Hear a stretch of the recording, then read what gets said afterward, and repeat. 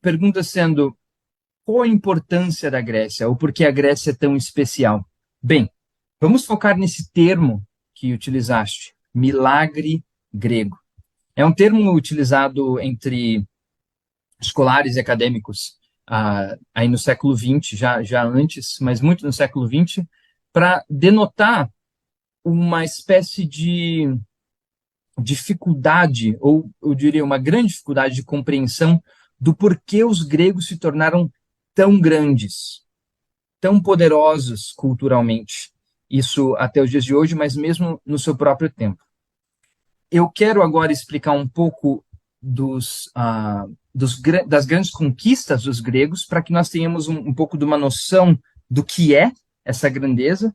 Iremos perceber que é uma sociedade principalmente, desculpa, é uma sociedade basicamente analfabeta.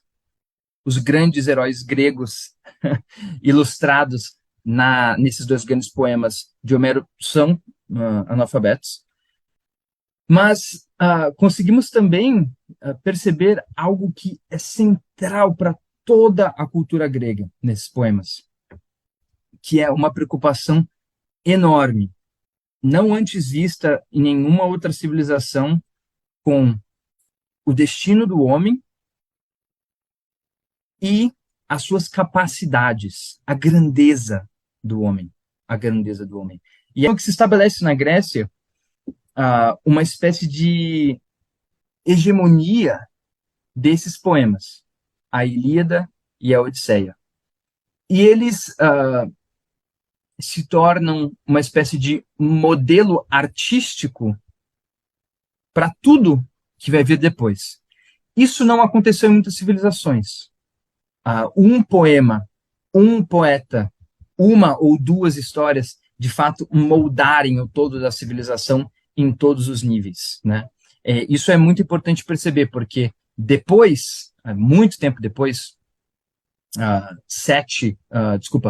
três, quatro séculos depois, Platão dirá que Homero foi o mestre, ou o professor da Hélade, o professor da Grécia. A poesia desse homem, em termos formais e de conteúdo, isso é, o que ele cantava e como ele cantava, formavam o imaginário básico do homem grego e formavam toda uma visão moral do homem que centrava principalmente num conceito que para os gregos levava o nome de areté. Virtude é uma tradução. Virtude é uma tradução. Uma espécie de excelência. Agora, o que outras culturas não tiveram tão forte é que essa ideia de areté, essa ideia de excelência, ela foi traduzida para todos os segmentos da vida. Não só no campo de batalha, mas na excelência artística, na excelência política. Muito bem? Bem, primeiro há uma pintura muito viva, muito bela desses grandes personagens. Então, Odisseu é o homem astuto. E é isso que canta Homero na Odisseia, né? Ele diz, desenvolvendo-se nesse caminho através da sua inteligência, da sua esperteza. Né? Difícil de falar de sabedoria, exatamente uma espécie de prudência. É difícil dizer que os gregos eram antropocêntricos, se você quer dizer que eles achavam que o homem está no centro de tudo e tudo é para o homem. Isso é um pouco difícil, isso é uma visão mais renascentista da coisa, mesmo humanista. Mas é possível dizer isso em algum sentido, sim. Como nós podemos dizer isso?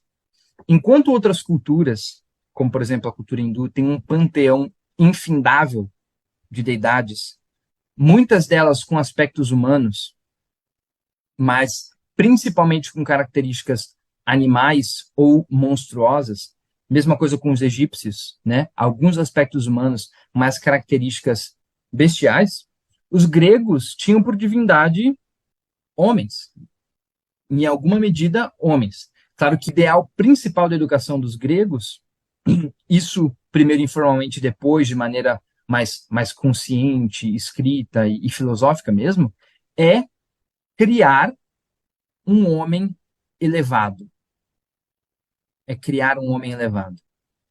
E não só criar um homem elevado, no sentido de um homem que é excelente em tudo, mas os gregos começam a fazer um processo, que eu já fiz menção aqui, que é de traduzir essa excelência para os vários campos Uhum, do uhum. saber e do viver.